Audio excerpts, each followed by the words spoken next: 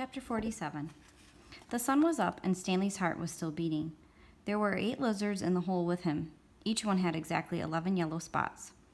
The warden had dark circles under her eyes from the lack of sleep, and lines across her forehead and face which seemed exaggerated in the stark morning light. Her skin looked blotchy. "Satan," said Zero. Stanley looked at him, unsure if Zero had even spoken or if he just imagined it. "Why don't you go see if you can take the suitcase from Zero?" the warden suggested. "Yeah, right," said Mr. Sir. "The lizards obviously aren't hungry," said the warden. "Then you go get the suitcase," said Mr. Sir. They waited. "Satan Lee," said Zero. Sometime later, Stanley saw a tarantula crawl across the dirt not too far from his hole. He had never seen a tarantula before, but there was no doubt that's what it was. He was momentarily fascinated by it as its big, hairy body moved slowly and steadily along. "Look, a tarantula," said Mr. Sir, also fascinated. "I've never seen one," said the warden, "except in—" Stanley suddenly felt a sharp sting on the side of his neck. The lizard hadn't bitten him out, however. It was merely pushing off. It leapt off Stanley's neck and pounced on the tarantula. The last Stanley saw of it was one hairy leg sticking out of the lizard's mouth. "Not hungry, huh?" said Mr. Sir. Stanley tried to return to the snow, but it was harder to get there when the sun was up.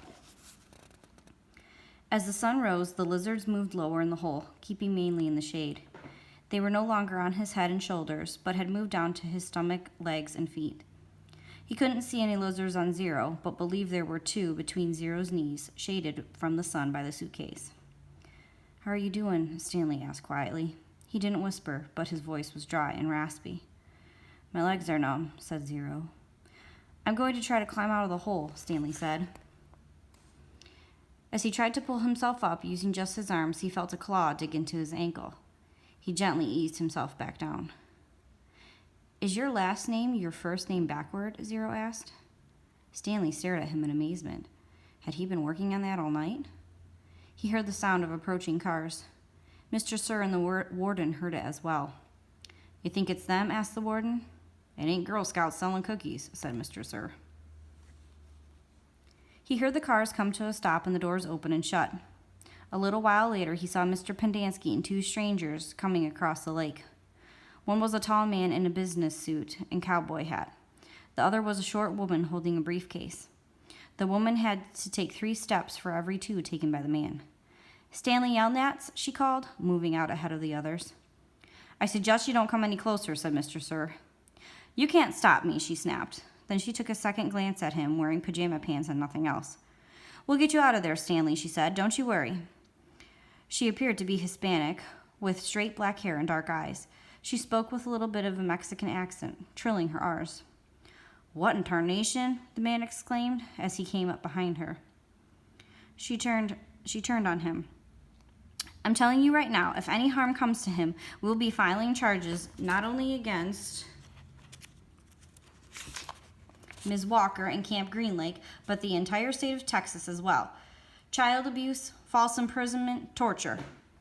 The man was more than a head taller than she, and was able to look directly over her as she spoke to the warden. "How long have they been in there?"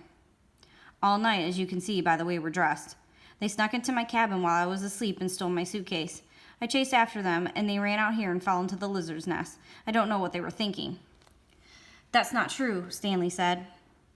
"Stanley, as your attorney, I advise you not to say anything," said the woman, "until you and I have had a chance to talk in private." Stanley wondered why the warden lied about the suitcase. He wondered who it legally belonged to. That was one thing he wanted to ask his lawyer, if she really was his lawyer. "It's a miracle they're still alive," said the man. "Yes, it is," the warden agreed, with just a trace of disappointment in her voice. "And they better come out of this alive," Stanley's lawyer warned. "This wouldn't have happened if you released him to me yesterday." "It wouldn't have happened if he wasn't a thief," said the warden. "I told him he would be set free today, and I guess he decided to try to take some of my valuables with him. He's been delirious for the last week." "Why didn't you release him when she came to you yesterday?" the man asked. "She didn't have proper authorization," said the warden. "I had a court order." "It was not authenticated," the warden said. "Authenticated? It was signed by the judge who sentenced him." "I need Authentication from the Attorney General, said the warden. How do I know it's legitimate? The boys in my custody have proven themselves dangerous to society. Am I supposed to just turn them loose any time someone hands me a piece of paper? Yes, said the woman, if it's a court order. Stanley has been hospitalized for the last few days, the warden explained. He's been suffering from hallucinations and delirium, ranting and raving. He was in no condition to leave. The fact he was trying to steal from me on the day before his release proves. Stanley tried to climb out of his hole using mostly his arms so as not to disturb the lizards too much. As he pulled himself upward, the lizards moved downward, keeping out of the sun's direct rays. He swung his legs up and over, and the last of the lizards hopped off. Thank God, exclaimed the warden. She started toward him, then stopped. A lizard crawled out of his pocket and down his leg. Stanley was overcome by a rush of dizziness and almost fell over. He steadied himself, then reached down, took hold of Zero's arm, and helped him slowly to his feet. Zero still held the suitcase. The lizards, which had been hiding under it, scurried quickly into the hole. Stanley and Zero staggered away. The warden rushed to them. She hugged Zero. Thank God you're alive, she said, as she tried to take the suitcase from him. He jerked it free. It belongs to Stanley, he said. Don't cause any more trouble, the warden warned. You stole it from my cabin, and you've been caught red-handed. If I press charges, Stanley might have to return to prison. Now I'm willing, in view of all the circumstances, to... It's got his name on it, said Zero. Stanley's lawyer pushed past the tall man to have a look. See, Zero showed her, Stanley Yelnats. Stanley looked too. There, in big black letters, was Stanley Yelnats. The tall man looked over the heads of the others at the name on the suitcase. You say he stole it from your cabin?